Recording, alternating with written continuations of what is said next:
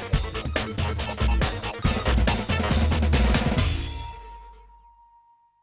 in the Techcrunch studio today with Richard Price, who's CEO and founder of Academia.edu. Welcome. Thanks very much for having me. So tell us a little bit at a high level what Academia.edu does. So Academia.edu is a place where academics create a personal brand for themselves and present their work, their academic work, their papers to the world, and they build metrics around how often those papers are viewed and the general sort of traction with their audience. Yeah. So it's a way for them to develop a direct, unmediated relationship with their audience. Right, and it would be way beyond what they could do on LinkedIn, for example, right? Like most of the professors will have a LinkedIn profile. Yeah, some right? percentage. And they'll have their own page from the university as well, right? Yeah, so some percentage will have LinkedIn profiles, and they'll definitely have presences on other platforms like Twitter or Facebook, and sometimes they'll have an entry on their like department website. Yeah. We're very focused on papers. So LinkedIn, for instance, doesn't really focus on presenting papers well. I think you can list them, but they don't actually display. We're very focused on what we regard as the coin of the realm in science, which is the paper. And you know something about that, right? You went through a PhD program, right? Right. In the arts. Yeah, so I did my PhD at Oxford in philosophy.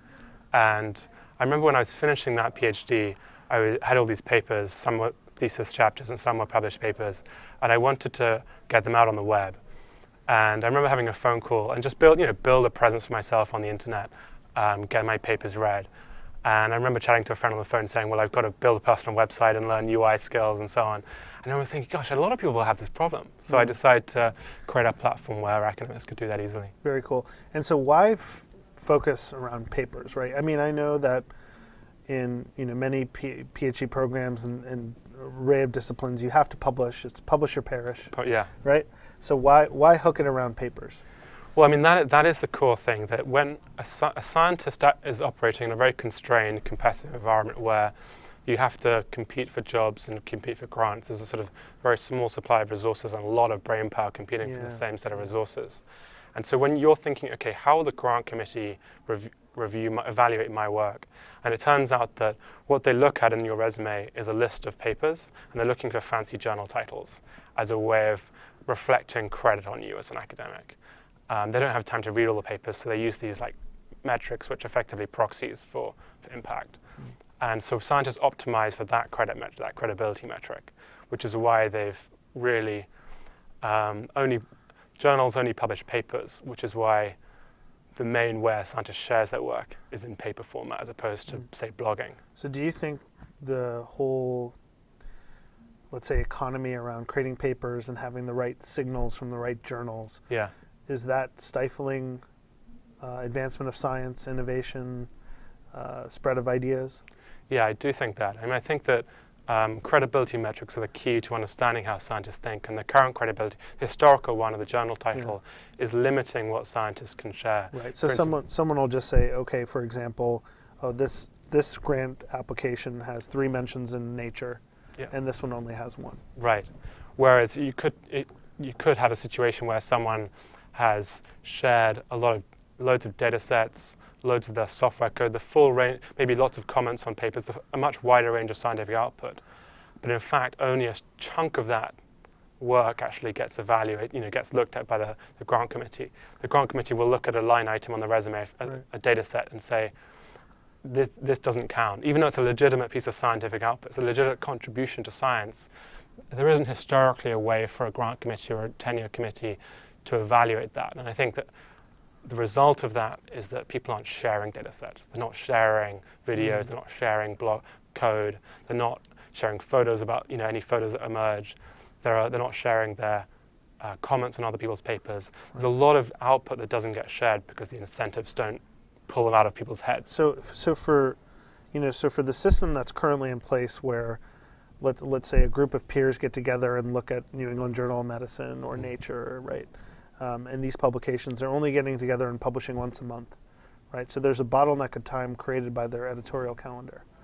So is your hope to take academia and just dismantle that calendar and use a crowd to vet the papers? Yeah, so I think there are 2 a few big concepts we're working on, but one is speeding up distribution. So you submit a paper to a journal, Yeah. and it typically takes 12 months for the journal to publish it. Okay. So there's this like 12-month time lag associated with every single publication event. Right. And if you imagine that in the context of Twitter taking 12 months to publish a tweet, I mean, it's just unfathomable. Yeah.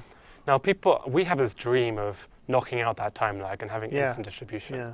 And then the question is, well, how do you do peer review? Because in the 12 months, that's supposedly what's going on. Yes. Now, it doesn't actually take 12 months to peer review a paper. It takes like half a day, but it's so low on an academic's list of priorities that they take 12 months to do it. And the editor chases them up. And So is that just power entrenched in the hands of the people editing these journals? the reason people peer review, I mean, I think to some degree it's considered a favor to the editor, a favor to their colleagues, but they don't take it so seriously that they need to do it straight away. They accept the commitment, but the norms are that it's a low priority item. Do it at some point. Okay. And often that means that you get 12 months. I mean, the norm is a 12-month time lag.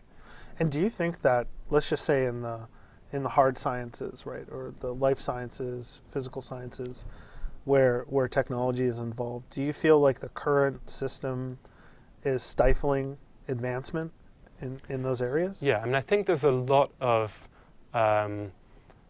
potential innovation that can go on in science that has been stifled over the last, I think that one aspect is this thing we touched on, multimedia, the idea of building a credibility system and a sort of reputation system, if you will, that rewards the sharing of diverse scientific media, so the full range of your outputs, so data sets, code, videos, comments. I think that's a huge issue, is creating a system where scientists shares everything. And how, from a product point of view, right, as you and your team are building this product, how do you instill it with an air of credibility, right? Because someone may look at it and just say, oh, this is another platform, right? Yeah. And maybe they'll get more interested if people that they know are on it, or these kind of these cues they get. How do you think about it from a product perspective, right? Because it's very hard to take the credibility they already have maybe from their academic institution, right, which confers to them quite a bit, to bring it into a new product. Yeah. So what we find is that academics, because it's so competitive to get grant funding, academics are, they have to, when they're thinking about going up for a grant or a job, they're aware there are 200 other people applying for the same job with a resume with 3 or 4 or 100 peer-reviewed publications. And there's an incentive to do something that differentiates you from the pack, that is a way of so you can stand out. One of the things we see in academia, we have this analytics dashboard where you can see how many views your papers have got and from which countries, and a sort of mini Google Analytics style experience, very customized for research. And we find our users are taking screenshots of this dashboard or downloading the data in a CSV format, which we allow, and then including that with their tenure track application. Great. So it happened the other day with an academic who wrote in saying he did this, and then 2 months later he wrote in saying, I just got tenure, I included my academia analytics, and we see that increasingly happen. Yeah. And so final question I wanted to ask you is that, there are a lot of startups out there now in San Francisco, but you've been doing this now for almost, 3? Or you launched 4 years ago. Yeah, 4 years ago. How do you maintain the endurance, to keep going, right? I mean, you started this when it wasn't cool to start something. I mean, we have this belief that every medical innovation and technological innovation in the world has its roots in a science paper. And we have this belief that science is much less efficient than it could be. In many ways, science is dysfunctional, actually. I mean, the idea of it taking 12 months to, publish a paper is just incredible when you look at what's possible in the web today. So we think there's a real impact to speed up science and speed up innovation in the world. We know that the cure for cancer is going to come from science. We know that the cure for Alzheimer's is going to come from science. We know that enhancing batteries, for instance, is going to come from hardcore material science R&D. And we think it's just a really important problem to work on. Great. Well, Richard, congrats on all the success and sticking with it, and we'll look forward to seeing what happens. Cool. Thanks. Thanks.